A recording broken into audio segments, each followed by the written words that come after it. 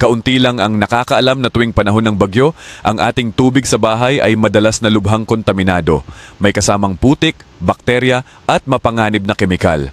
Kapag ito ang ginagamit sa paghuhugas ng mukha, paliligo o pagluluto, ang mata ang pinakasensitibong bahagi at madaling maapektuhan.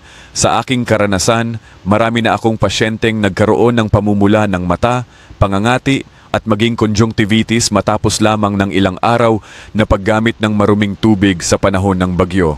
Sa katagalan, maaari itong makasira sa kornea at magdulot ng pagbaba ng paningin.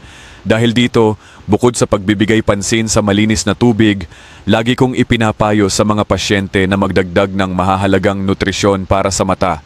Kabilang dito ang lutein at zeaxanthin, mga sustansyang napatunayang nakakatulong protektahan ang retina, hadlangan ang blue light at pabagalin ang pagtanda ng mata. Personal kong inirekomenda ang lutein gummies dahil madali itong inumin, may natural na lasa ng orange, carrot, blueberry at ligtas dahil aprobado na. Sa 2 gummies kada araw, protektado na ang mata laban sa pamumula, pangangati at pagkapagod. Panatilihing maliwanag at malusog ang paningin kahit sa mahirap na kondisyon pagkatapos ng bagyo. Tandaan, ang liwanag ng paningin ay walang kapalit. Huwag hintayin na ito'y mawala bago ka magsisi.